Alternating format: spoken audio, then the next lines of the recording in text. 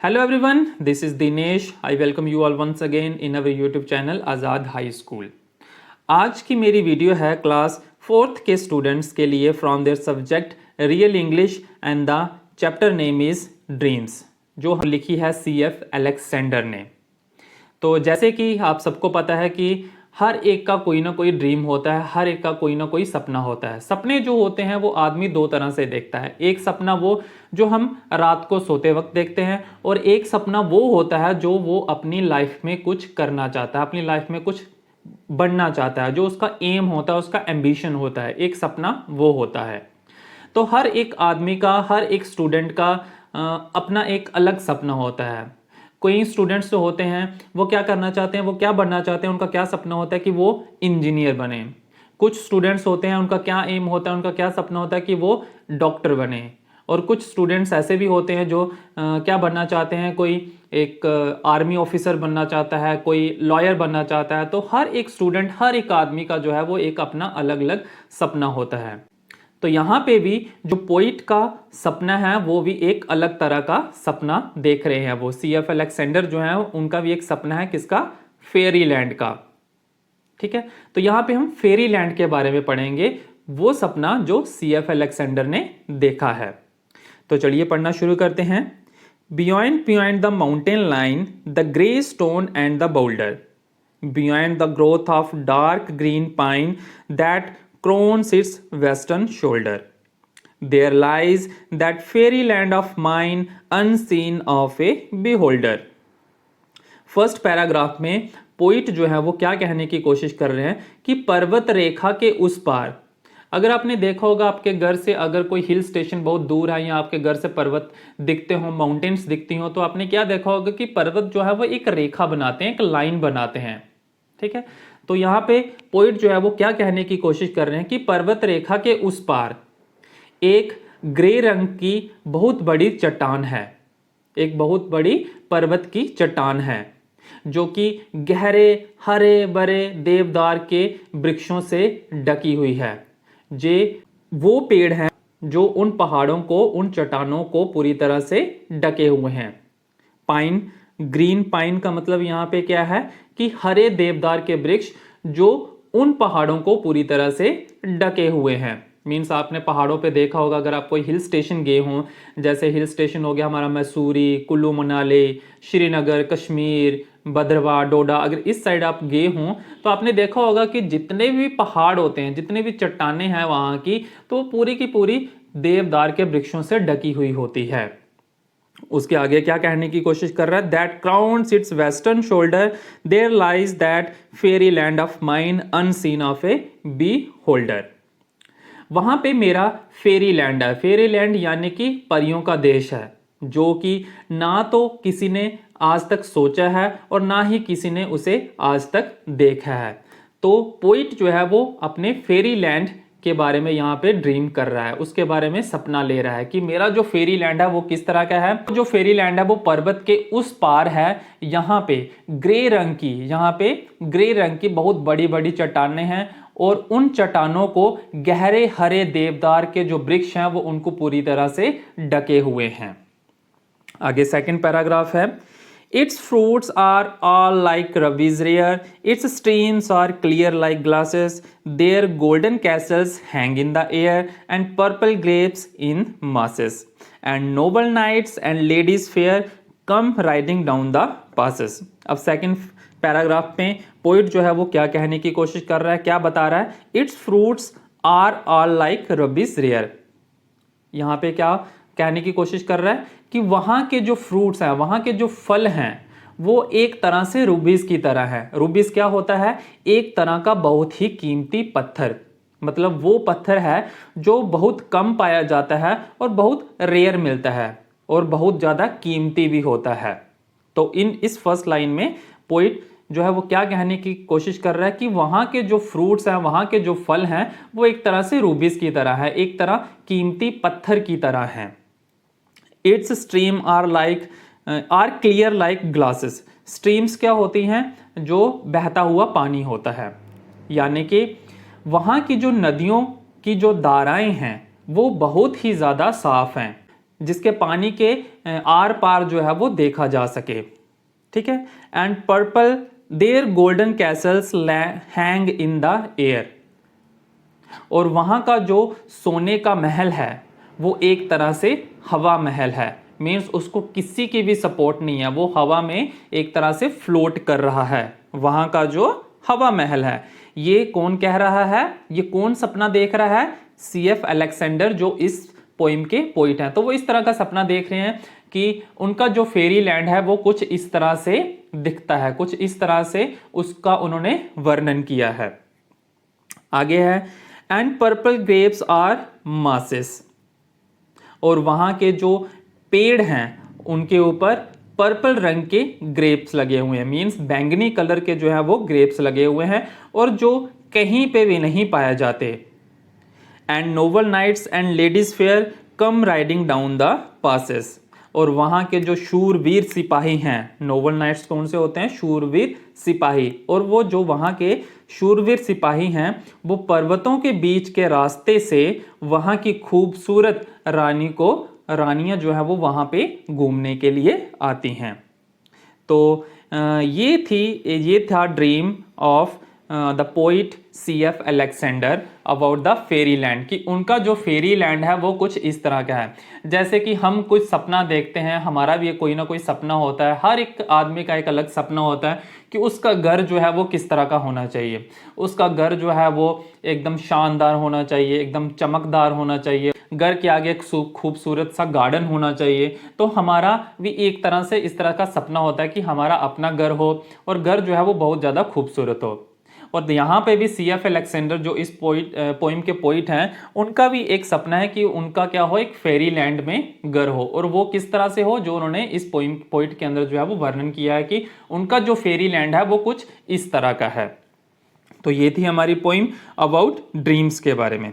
आगे बढ़ते हैं हम, इसके जो कंप्रीहेंशन पार्ट के जो क्वेश्चंस हैं वो इसको कवर करते हैं इस वीडियो के अंदर। चूज द करेक्ट आंसर, नीचे कुछ मल्टीपल चॉइस क्वेश्चंस दिए हुए हैं, इनका आपने सही आंसर जो है वो ढूंढना है, टिक करना है। What is beyond the mountain line, mountain line के पीछे क्या था, मीन्स उस पर्वत रेखा के उस पार क्या है, A the boulder, the fairy land, the beholder. तो क्या आएगा इसका B part, the fairy land, means उस पर्वत रेखा के उस पार क्या है, पोइट का फेरी लैंड है, परियों का देश है। Dash look like glasses, रूबीज, grapes, streams.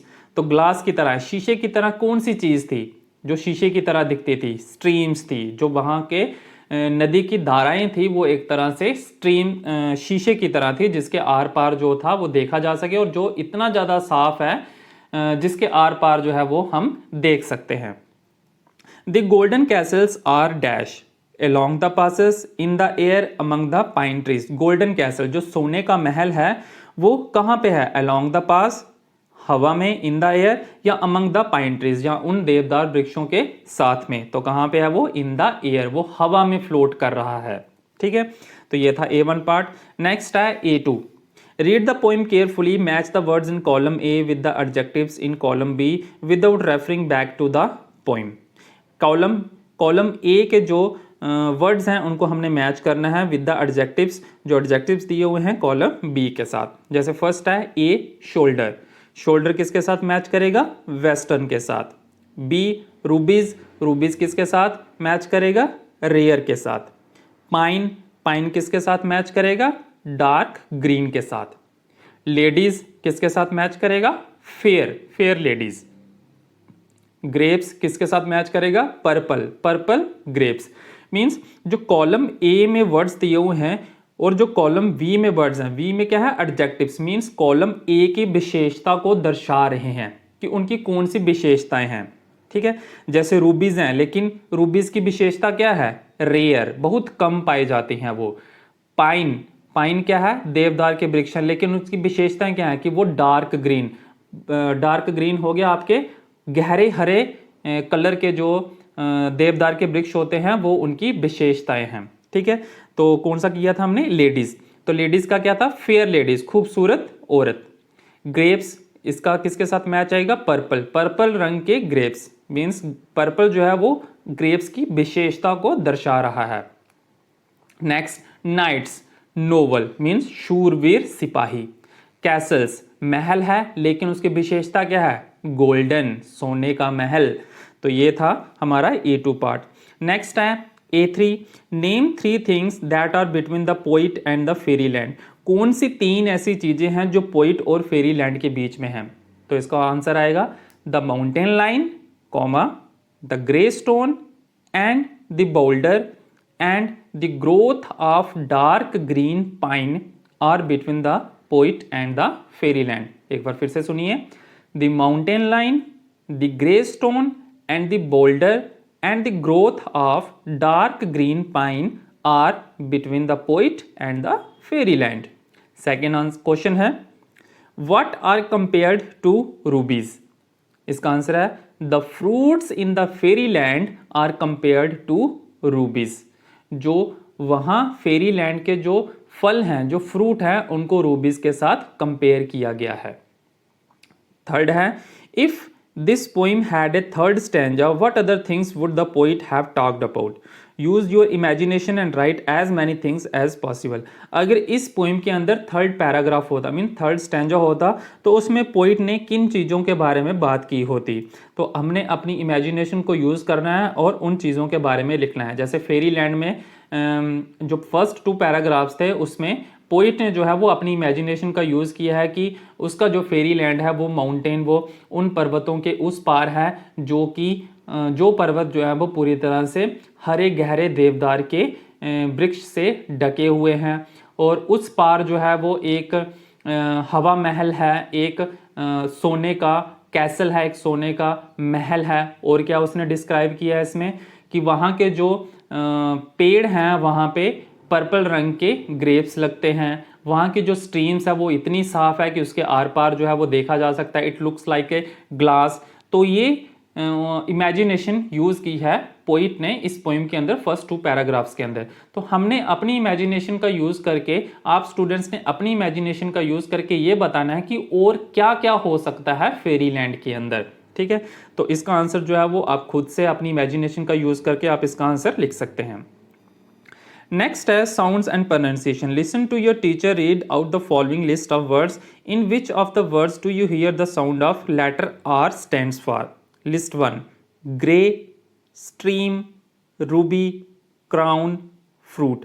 Means in words में आर की साउंड जो है वो कहाँ कहाँ पे आ रही है वो हमने देखना है। लिस्ट 1 में हमने ये प्रोनाउंस किया इन वर्ड्स को। अब लिस्ट 2 में air, western, beholder, dark and germ. ठीक है, you will notice that in the words in list 2 the letter R is not pronounced. जो लिस्ट 2 में वर्ड्स दिए हुए हैं वहाँ पे लेटर आर जो है वो प्रोनाउंस नहीं किया जा रहा है। The letter R is not pronounced when it occurs at the end of the word. Letter R तब प्रोनाउंस नहीं किया जाता, तब उसकी साउंड जो है वो नहीं आती है जब उसको एक वर्ड के लास्ट में लगाया जाता है, जैसे river, copper, colour, Peter.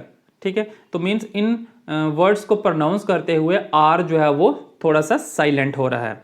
When A vowel comes before it and A consonant follows it, जब एक वॉवल जो है वो उससे पहले लगता है, means A I O you, जब वो आर से पहले लगता है और आर के बाद अगर कोई कॉन्सोनेंट लगता है तब आर की साउंड जो है वो फ्लुएंटली आती है। जैसे हम पढ़ते हैं पार्क, देखिए अब यहाँ पे आर जो है वो फ्लुएंटली प्रोनाउंस किया जा रहा है। पार्क, आर से पहले ए मीन्स वॉवल वर्ड है और आर के बाद में कॉन्सोनेंट वर्ड है दैट इज के। तो पार्क पूरी अच्छी तरह से आर की जो साउंड है वो निकल के आ रही है। दूसरा पोर्ट, ओ जो साउंड, ओ हमारा वॉवल वर्ड है, टी हमारा कॉन्सोनेंट है और उसके बीच में क्या है आर। Port, term, born. ठीक है, separate the words in which R is pronounced from those in which it is not, then write item in the correct columns in the table below. नीचे 2 columns आपको दिए हुए हैं, R is pronounced and R is not pronounced. Means ऊपर जो आपको words दिए हुए हैं उसमें कौन से ऐसे वर्ड्स हैं जिसमें आर को प्रोनाउंस किया जा रहा है और कौन से ऐसे वर्ड्स हैं जिनमें आर को प्रोनाउंस नहीं किया जा रहा है। तो आर को जो प्रोनाउंस किए जा रहे हैं उनको लेफ्ट हैंड साइड वाले कॉलम में लिखना है और जिनमें आर जो है वो प्रोनाउंस नहीं किया जा रहा है उनको राइट हैंड साइड के कॉलम में लिखना है। तो किस तरह से आएगा, जिसमें आर जो है वो प्रोनाउंस किया जाएगा वो कौन कौन से वर्ड हैं, frock, crayon, carry, truck, drop and road. ठीक है, ये आगे हमारे कौन से वर्ड्स जिसमें आर को प्रोनाउंस किया जा रहा है। अब वो वर्ड्स जिसमें आर को प्रोनाउंस नहीं किया जा रहा उसको आपने कॉलम बी में लिखना है। सेकंड राइट हैंड साइड में जो कॉलम है उसमें लिखना है। तो उसमें कौन कौन से आएंगे? Part, car, master, word, shirt, clerk, shot, beggar, art and farmer. ठीक है, तो ये वर्ड्स थे हमारे कौन सा वाला पार्ट था? ये आपका B part, sounds and pronunciation. Alright, तो इसी के साथ हमारा ये लेसन जो है वो कंप्लीट होता है। जो पोइम थी हमारी ड्रीम्स के बारे में जिसको लिखा था CF अलेक्जेंडर ने, इसकी हमने डिटेल में अंडरस्टैंडिंग की, हमने इसको डिटेल में पढ़ा और इसके जितने भी कंप्रीहेंशन पार्ट्स के जो क्वेश्चन थे वो इस वीडियो के अंदर हमने कवर किए। तो आई होप स्टूडेंट्स आपने इस चैप्टर को, इस पोइम को एंजॉय किया होगा। तो अगर आपको मेरी आज की वीडियो जो है वो अच्छी लगी हो तो प्लीज़ इसे ज़्यादा से ज़्यादा लाइक और शेयर कीजिए और हमारे चैनल को भी सब्सक्राइब करना बिल्कुल ना भूलें। Thank you so much and have a nice day.